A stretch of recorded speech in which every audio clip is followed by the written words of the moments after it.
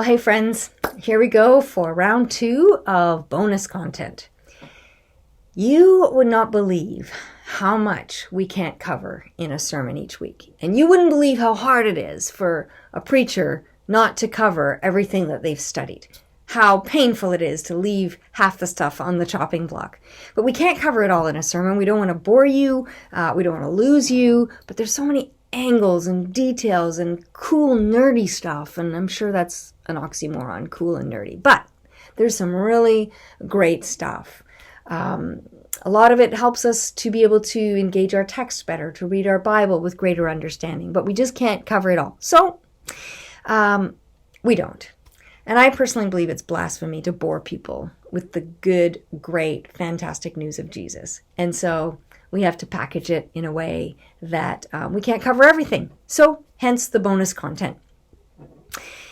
If you missed Mark's explanation in last week's newsletter, this is the place where we share some of that stuff that was cut. We dig deeper or we give a slightly different angle.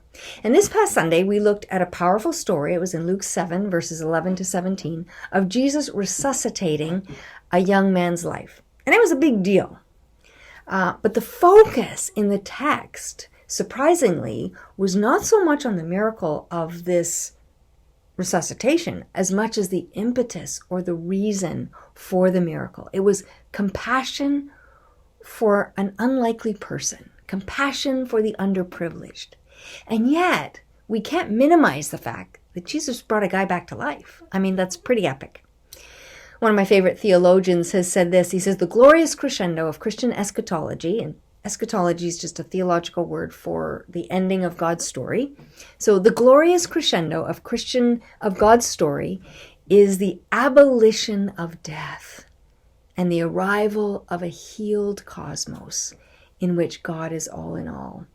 Healed cosmos. Now, that's above our pay grade as a species. We don't have rule and reign over the cosmos, but we have been given a mandate to subdue this planet, which means to cultivate shalom, healing, wholeness, health, equity, everywhere and whenever we can. The obvious, even though it's understated, message of this resuscitation miracle, and it is a resuscitation miracle as opposed to a resurrection. The guy eventually did die. He wasn't resurrected forever. But it's that Jesus has power over death itself. That was pretty obvious in the text, even if it wasn't the focus. Only God has power over death. That's the cosmic part. And Jesus demonstrates with this object lesson that he's God and that he has power to defeat death. And death has to bow the knee to Jesus.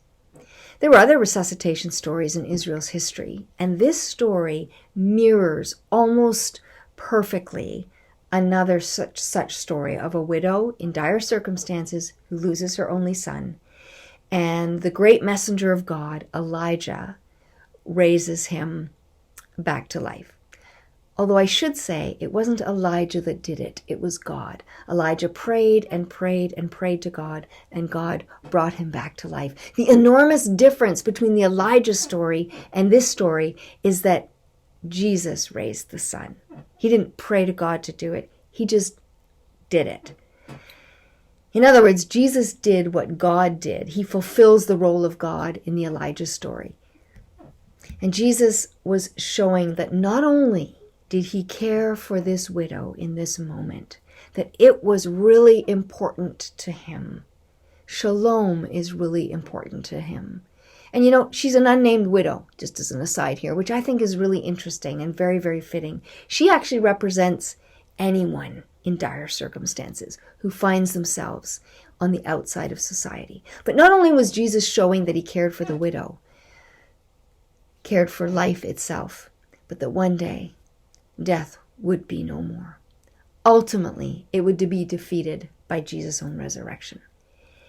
And those who mourn will one day laugh, and it will be all of us.